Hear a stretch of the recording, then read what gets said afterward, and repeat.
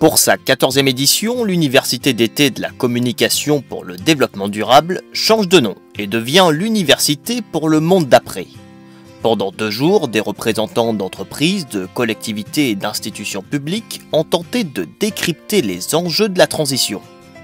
À la fois énergétique, sociale et numérique, celle-ci a en effet besoin de nouveaux repères pour garantir un développement durable. Lost Transition, c'est une question qui m'a au départ beaucoup interpellée. On a beaucoup de gens qui sont un peu perdus. Ils ne savent pas trop au sein de cette transition, qu'elle soit numérique, qu'elle soit culturelle, qu'elle soit écologique ou qu'elle soit énergétique, comment faire, où aller. En effet, il y a cette contradiction en nous constante. Par exemple, je suis chez un fournisseur d'électricité renouvelable, mais j'ai une maison qui est mal isolée, je consomme beaucoup, je ne fais pas forcément attention, je ne connais pas les éco-gestes à avoir. Il faut justement au contraire lâcher le modèle, lâcher le vocabulaire pour partir avoir une nouvelle conscience. Le sentiment qu'on a, c'est qu'il y a un foisonnement d'initiatives qui sont portées par une multitude d'acteurs, que ce soit des collectifs citoyens, des entreprises, que ce soit des collectivités locales, des associations.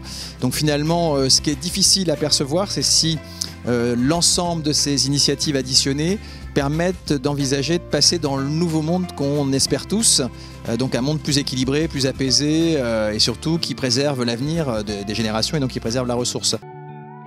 Des tables rondes, rencontres et 5 ateliers collectifs sur les thèmes du territoire, du social, de la santé, des valeurs et du numérique ont permis aux participants d'élaborer une feuille de route d'un nouveau monde tel qu'ils l'imaginent. Et tout ça, ça nous a poussé collectivement à se dire que si on pouvait défendre des formes économiques ou des formes de développement ou des projets territoriaux qui servent l'objectif du développement durable, ça serait sans doute beaucoup plus satisfaisant pour nous collectivement que de servir des projets plus dans la mouvance de l'ancien monde qui sert des objectifs avant tout financiers. On n'a plus les moyens de la concurrence effrénée, de la guerre de tous contre tous. Il faut maintenant qu'on apprenne à travailler ensemble, collectivement. Avec cette notion de co-construction de projet. C'est-à-dire qu'on n'arrive pas en se disant voilà, je sais tout seul, non.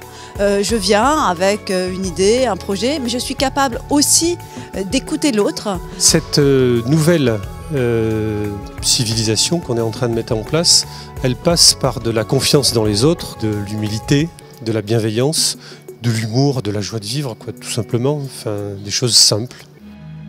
L'Université pour le monde d'après n'est pas tout à fait terminée. Tout ce foisonnement d'idées sera synthétisé sur un document et dévoilé lors d'une conférence prévue à Paris en automne 2016.